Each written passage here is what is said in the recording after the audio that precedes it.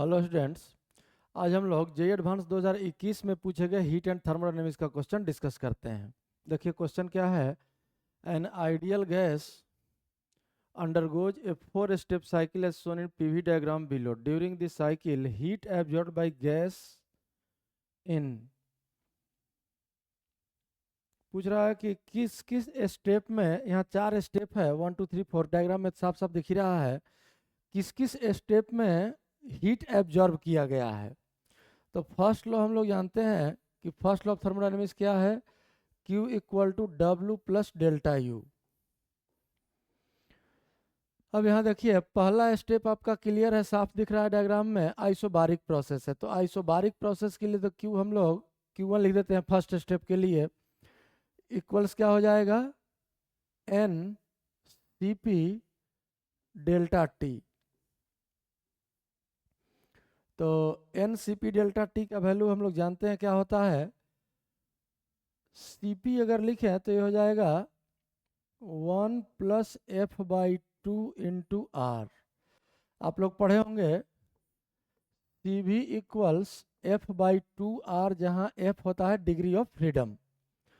तो CV plus R, तो R common आ जाएगा और ये बच गया 1 प्लस एफ बाई 2। और क्या बचा N, और क्या बचा डेल्टा T। तो एन आर डेल्टा टी का इंफॉर्मेशन यहाँ तो नहीं है, लेकिन पीवी का इंफॉर्मेशन है। तो एन आर डेल्टा टी को अगर हम लोग चाहें तो लिख सकते हैं 1 प्लस एफ बाई 2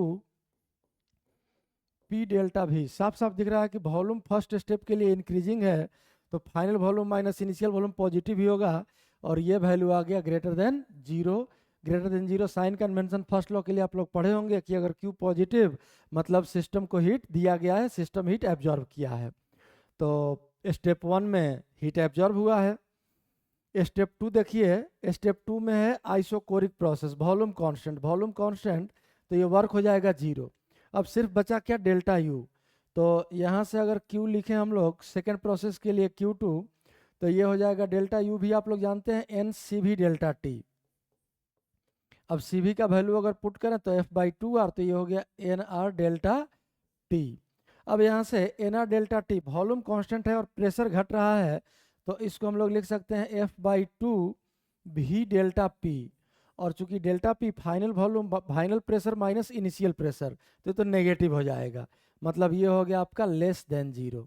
तो यहाँ एब्जॉर्ब नहीं हुआ, इसमें हीट एब्जॉर्ब हुआ है, इसमें हीट रिलीज हुआ है।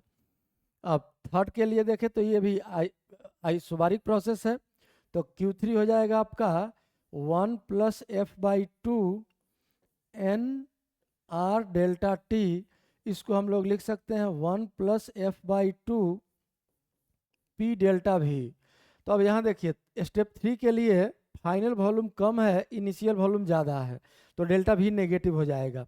तो ये भी आ गया आपका लेस देन जीरो, मतलब हीट रिलीज किया है, हीट एब्जॉर्ब नहीं किया गया है। अब इसी तरह से अगर Q4 हम लोग सॉल्व कर लें, तो Q4 फिर से आइसोकोरिक प्रोसेस है, तो सिर्फ एन सी भी डेल्टा टी, सी भी का वैल्यू अभी हम लोग देखें एफ बाई 2 आर, तो एन आर डेल्टा टी, और इसको हम लोग लिख सकते हैं एफ बाई 2 भी डेल्टा पी।